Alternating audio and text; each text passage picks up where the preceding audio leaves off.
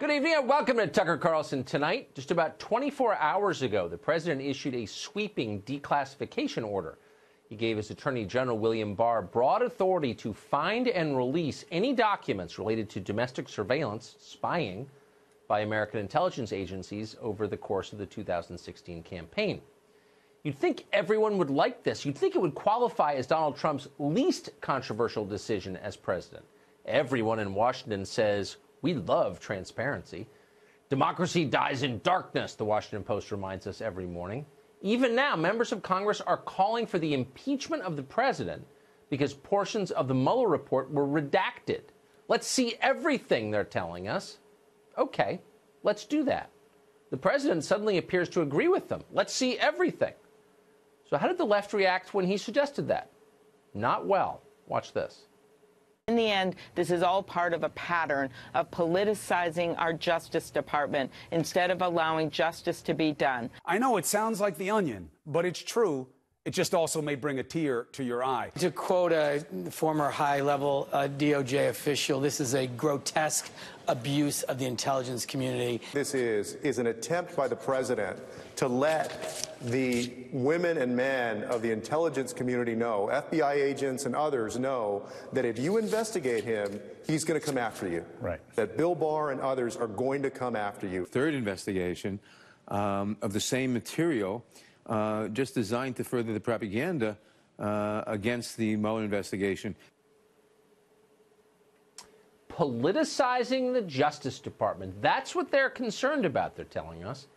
It's funny, politicizing the Justice Department didn't appear to be a major concern when FBI agents spied on and then slandered Carter Page, an entirely innocent American citizen.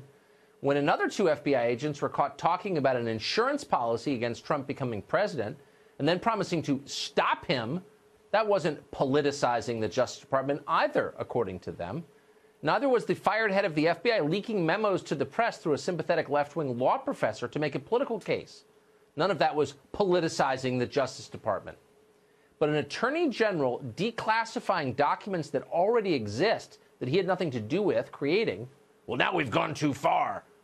CNN trotted out former director of national intelligence and serial liar Jim Clapper to let viewers know that really this could be dangerous.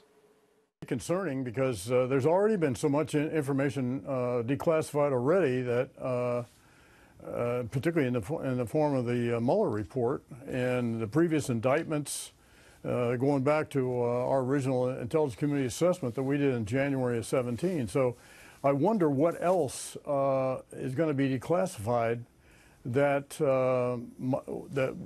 risk jeopardizing sources and methods.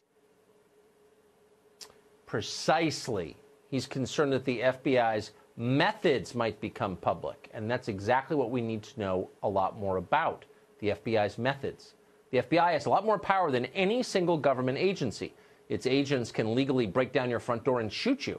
Its investigations can destroy your life even if you're innocent. It's happened to a lot of people recently. So the FBI absolutely must be above suspicion. If you sincerely cared about preserving our democracy, as they claim they do, then you would immediately disinfect the FBI with sunlight. But James Clapper has no interest in doing that. Neither does the rest of official Washington. The only principle they care about is self-preservation, and they will say anything in its service. Congressman Adam Schiff of California responded to the declassification order this way, quote, "While Trump stonewalls the public from learning the truth about his obstruction of justice, Trump and Barr conspire to weaponize law enforcement and classified information against their political enemies. The cover-up has entered a new and dangerous phase. This is un-American." End quote. Got that? Declassifying information is now a cover-up. It's un-American. Keep in mind, this guy is the chairman of the House Intelligence Committee. Adam Schiff is a complete nutcase. His allies in the media, though, are slightly more subtle than that. They know that cover-up isn't a plausible way to describe declassification. It's laughable. So instead, they're going with the term distraction. Watch. That's distract and deflect. It's very good distraction. Distract from a day of very bad news. An effort to distract? Distract. As usual, you're watching projection at work. A distraction? Yes, we're familiar with that concept. For 2.5 years, we listened to their absurd theories about Russian collusion. The goal was to distract us from the implications of the 2016 election, and more broadly to keep Americans from noticing what is happening to their country.